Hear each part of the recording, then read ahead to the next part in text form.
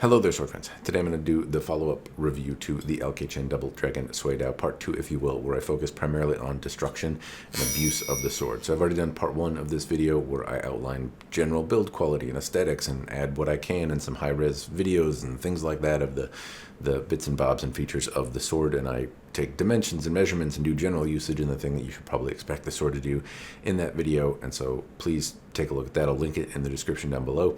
This part will be dedicated to smashing the sword in a very non-scientific, haphazard way into things. And before I get to that, a couple quick disclaimers. If you didn't see part 1, this is a review sample. I didn't pay for it. If you think that makes me biased, well, there you know right away. 2, I don't study Chinese swordsmanship. It is a sword. I swing them around. I have lots of them. I like them, but I don't really know how to use this in the applicable system way. And I guess those are the 2 main important notes. Anyway, I'm going to go through what I did to break the sword. Here we go. So initially what I did is I took the sword to some logs, and basically the thought process here in terms of like a martial Chinese weapon, given that this one is based off of a historical find, or at least it's a very close representation of a sword from history, I wanted to, theoretically they might impact pole arms or meet some sort of log. Obviously it's not an axe, it's not going to chop through the logs, I'm not expecting it to, but how well it fared in terms of maintaining an edge as well as maintaining its shape is something I was certainly interested in doing. From a historical perspective, this obviously is using a different kind of steel and is likely going to perform better than the historical version would. But to see how well this steel was treated, I thought logs would be a good place to start. So the edge didn't diminish substantially. It did take a set, or rather it would bend if I did kind of sideways strikes and really struck poorly against a log. A lot of shock is absorbed by the sword in doing this, and in chopping wood and other things.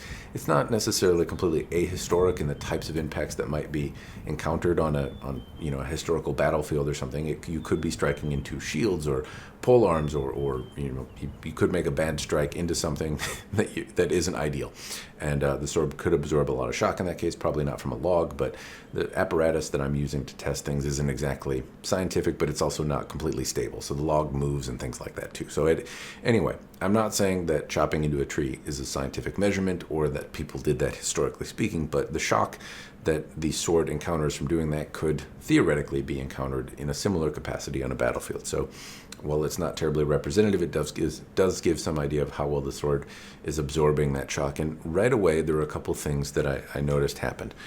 One, the little dragon head came off, and I've lost some of the accompanying bits. I'm not entirely sure how this was originally attached. It looks like it had some sort of little tongue and some sort of slot that went in and was surrounded by the bamboo peg at the end of this bit here. And I'm not sure, because all of those parts are lost to the to my backyard, and I can't find them. But the dragon head popped off relatively quickly. And it's at this point, like, that's the first real downside in looking at the kind of grain structure, if you will, of this cast piece. It looks pretty porous or pretty large in grain size, and I don't really know what to expect there, but it did come off pretty easy and pretty quickly. I wasn't holding it or really, putting a lot of pressure on it. There's just a lot of shock in the sword, and that's what likely made it pop off. In any respect, though, that was kind of deterrent number 1. But I would say I felt comfortable continuing because I can see that, one, we had a little ring around the base of the handle. We also have 2 kind of rivets in place on the handle, so I felt like, well, the pommel might have popped off, but the handle is still secured. I still feel comfortable in continuing, and that's an important thing, because this is a bit of a roller coaster ride of destruction, and some unexpected stuff happened to me where I would have given up. I mean, you've probably seen other destructive testing that I've done where I've given up when the pommels come off, but in those cases, I wasn't sure that the sword handle was secured in any other way, and it could fly off, and that would be obviously dangerous for me and for the things around me. So in this case, though, I can clearly see that the handle is fixed in another way. I felt comfortable continuing despite the loss of the handle. Throughout the rest of the wood cutting, I would say that more bad things happened to the handle. There might have been some cracking or something like that, but I didn't really notice anything not fitting correctly or loosening, frankly. And while the blade would bend a little bit, it was easy to correct, and overall, I would say it held up pretty well. From there, I started to do more aggressive targets. And so one thing, shaving cream can, I cut into that. Didn't notice really anything on the edge. I don't even think I bothered to take video of the actual sword itself afterwards, but I didn't spot any edge damage from cutting into the shaving cream can, which incidentally I've said is aluminum in the past, but I left one outside accidentally and it rusted, so I think it might be a steel can. It's not a particularly thick gauge of steel though, so I don't know how helpful that is. And I cut into the sheet metal side, the thin wall of it, rather than the top this time, so not particularly hard on the sword necessarily, particularly with the wide edge that this blade has. I moved on to a steel pole after that, or not a pole, but it's the croquet stake of doom, and it's just basically a mild steel cylinder of metal. It's solid mild steel, and wagging the sword into that, it would deform and roll, but not substantially. Like a millimeter and a half was about the deepest it went, and theoretically you'd be able to reprofile the edge and get right back and going. I didn't notice any major issues. So this is where my athleticism really starts kicking in, and I am throwing the sword at the tree. You can see that I miss the tree just about every time. And no surprise there, it's still actually useful. I'm trying to damage the sword, and I'm certainly achieving that. It's degrading the handle. Any remnants of copper pieces that might have been, or copper or bronze or whatever material the pommel is made out of, are pretty much gone from the handle. The little brass bit at the end comes off, and the sword is degrading more so from the handle. The epoxy is still holding the wood together at this point, but the handle is degrading. The sword is absorbing a lot of shock, and to its credit, it's not really bending or degrading any more than it already was. It's holding together through this, which does put a pretty substantial amount of shock on the sword. And so I turned it around, I smacked it on the spine, I smacked it on the side, and the sword didn't break. And so this is where I then said, okay, well, let me bring out another blade. And I brought out a previously broken Ronin Katana Italian longsword, and I started hitting the edge into that. And what I noticed is that the edge didn't really deform any more than it was in the mild steel, as in it wasn't cutting. And now you notice that I'm not cutting into this sword in a way that's particularly aggressive. I'm not putting my whole weight behind it, though I don't know that a sword like this in this profile would be one that you would put your entire weight behind anyway. So I know I'm not using the movements correctly, and I'm not really chopping with a lot of gusto, but I felt that it was appropriate. And in doing this, I'm not seeing really much more edge damage than I'm seeing on the metal stake. Generally, though, if I cut into a sword and I kind of maim the edge significantly, if you will, along one side, and then flip it around and strike it on the spine, it's a recipe to break swords. And I've done that with many swords, and this one did not break very easy. It took a lot of strikes, and I was about to give up on it, frankly, because the handle started exploding, and the wood here is relatively hard, and it creates some relatively sharp edges. So I put on a glove eventually, and I was thinking to myself, I'm going to stop because the handle has pretty much exploded and it's not particularly useful, and I could be getting slivers here. But I put on a glove and I thought to myself, well, if I was on some sort of battlefield or something like that, the handle exploding I would still be using it if it were functional, and the grip is still secured. It was still in, the sliver would only further secure it in my hand, so to speak. So I felt, all right, well, I'll keep going. And I did, and eventually the sword broke. But it took a lot of energy to break this thin sword, and I did not expect it to. I expected once I brought it to the metal pipe that it would pretty much be the end of the sword. I didn't even think I'd have to turn it on the reverse and break it. But that was not the case. Eventually, I did break the sword, and what I'm seeing grain structure-wise from the break in the sword is that it is a very tight, well-made grain. I don't know what to make of this little steel bit that I'm seeing where this is. I don't know if that is a flaw in the steel and part of why it broke here or not, or something that may have happened with what I was striking, because I was striking into other swords, and if it's maybe a chunk of another sword that's laid in there, not entirely sure. But what I will say is the grain structure of this particular one looks very, very fine in comparison to many of the other swords that I've broken, and that I'm assuming is likely one of the main contributing reasons that it took so very long to break, and I nearly gave up on it.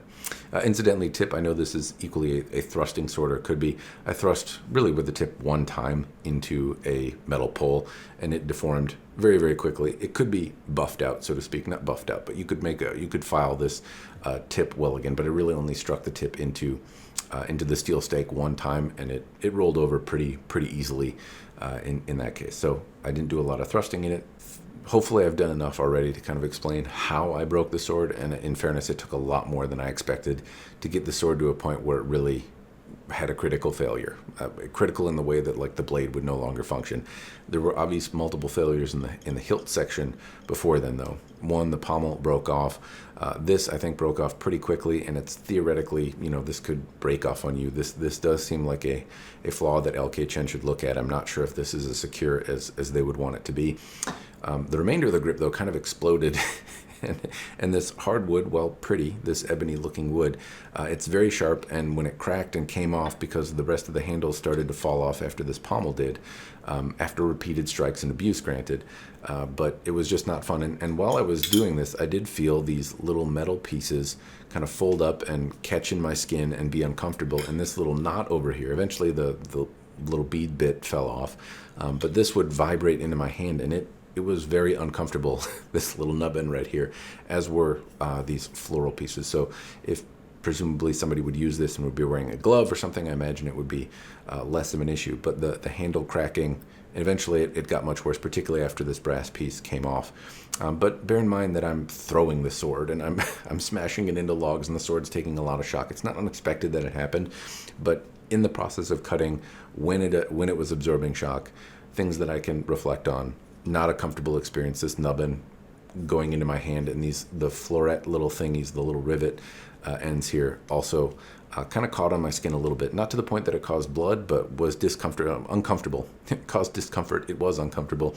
And this nubbin right here in the fat of my hand, not comfortable at all. And I think this, I would say that this broke off sooner than it should have, and does not appear to be as well made as you might hope. And I used this sword earlier to do some less abusive cutting. It didn't fall off, but I think that this should have stayed on a little bit longer than it did. That said, the sword itself took way more to break than I would have thought it would. This was an incredibly hard sword for me to break. It's little and whippy, and I was granted had some concern over safety. I didn't want to smash it and have it fly off as some of these little things can do, but it was just a very challenging sword to break. I did not expect this little itty bitty, like 1 inch thick piece of steel that's pretty thin to give me more trouble than some katana thickness blades have done. This was a challenge to do. Incidentally, it's not really all that much different than the Royal Arsenal Dao that I broke not too long ago, and the grain structure in this one appears more fine than the Royal Arsenal Dao that I broke. I have the cross section there, and I'll show you.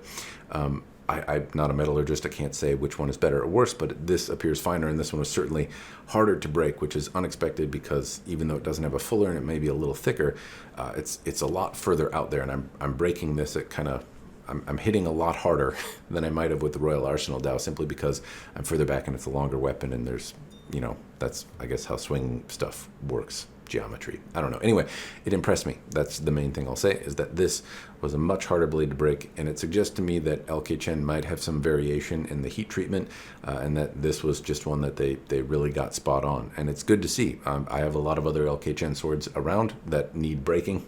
Don't need breaking, but reluctantly I will do that eventually, and hopefully they're all like this. Hopefully they all have the same level of heat treatment, which seems very, very good in comparison to the other one that I broke, which was also good. This one just seems like it's heat treated actually pretty well. Some of you metallurgy folks might be able to chime in and tell me if I'm off on that. Anyway, there's the story of how I broke it, some general thoughts and call outs around using it, things that I noticed while using it, and some things that impressed and some things that depressed. All right, sword friends, I'm going to wrap things up and tell you, do I personally think it's worth it or not? And this one is a tough one to wrap my head around. I mean, I guess it's not that tough in that it's a hard no, and it's a no because of this, but there's a lot of context and reason that goes in it. And yeah, so I'm going to try and elaborate on that. First of all, hard no because of this. I think it fell off at a time that is not acceptable. I guess broke off is perhaps a more appropriate term. And to me, I don't think it's a design issue. As I look at how this is secured, I believe there was a tab that came off of here. There's a slot in the tang where that tab is meant to fit in. There's a bamboo peg that goes between them. There's a bunch of adhesive. There's wood slats. There's this brass collar. It looks like a lot of attempt is made to keep this thing very secure, and this appears to be primarily a materials failure. I see a dark spot here, which would indicate maybe it had some sort of crack or issue before being secured to the sword, and the material also seems very coarse, which in the past has told me that it's brittle. It's also different colored, so I think there's some sort of material failure happening in the casting, and I have no doubt that LK Chen is probably going to go to whoever cast it for him and have a pretty hard conversation with him. But despite the fact I believe LK Chen will try to fix it and improve future models, despite the fact I don't know if this is an outlier. It is the only sword I have to test. It's the one I have, and to me, if I spent $400 on this and it broke, I'd be mad. Even if LK Chen sent me a new one, I would still have a tough time having confidence in the sword after that. So that's why I would say no, which is also unfortunate because I don't care if this is on it or not. I understand that other buyers of the sword, this may be a critical component of it. It's obviously characteristic of the sword and an important part of the historical piece that it's trying to recreate. But if the sword just ended at this brass piece at the end, it would still be a very handsome sword and it would still move really well. In fact, I tested the majority of these abusive tests, if you want to call them that, without the pommel attached to it, and dynamically it still felt like a pretty good sword. So to me, it's really unfortunate that a piece that I isn't necessary to the the use of the sword coming off makes the deal breaker when there's a lot of other positives to talk about. Now, I noted that there's uncomfortable bits that poked into my hand. Again, if you're looking at this type of sword, assumably you like the tassel, you don't mind the pieces sticking out of it because they're, again, characteristic to this historic piece. Otherwise, the dynamics were really good. The blade was really hard to break, and it really impressed me in how durable it was. There's a lot of other positives to say here, but this coming off is just not something I can give a pass to. I would be mad if it happened at $400, which the sword retails for $390, or if it happened at $100. Anyway, that's my reasons. Incidentally, if you like the sword, I don't know if it's a common thing. I have looked online. I haven't seen other people complaining, but I don't know how many other people are cutting tatami or green bamboo or whacking them into tree branches. I do have another LK Chen sword, the little hidden sword. I can't remember the name of it right now. The Dragon Sparrow, I believe, has a pommel like this. I'll keep an eye on it when I get to the abusive testing there. Other things, assuming that didn't happen, I would say if this is an outlier or it's improved, yes, $390 seems like it's a high price, but given what you're getting, I think it's a nice sword. It's a little on the high side, and frankly, if you're not specifically enamored with this sword, I really like the Magnificent Chujin. I think while it's a completely different animal, it's superior, and it has a lot more to look at in my eyes. Alternatively, the Royal Arsenal, a little cheaper as well, but much more connected. Obviously, a completely different sword. I did have the Heavenly Horse as well. This is a much more comfortable sword to move than the Heavenly Horse, so I'd certainly rather have this than the Heavenly Horse one. But they're all very different animals, and if you're looking at this one, presumably something about the historical value or how it fits in your martial system is why you're looking at it. And it's really the deal breaker is the pommel coming off for me. Other things, I do want to note the fittings on the scabbard were a little loose, but we've already talked about how LK Chen has changed the adhesive that they're using, and that was a problem that they know about and have addressed since. Other than that, everything else seemed to work. The handle held together. You saw what I did to the thing. I really abused the crap out of it, and and in all other ways other than this, it was actually pretty surprising in how durable it was. So those are my thoughts. Hopefully the video has been helpful. I'm going to stop here and say no, I don't personally think it's worth it. I think it certainly could be with some improvement. Anyway, that's all I got. As always, cheers and thanks for watching.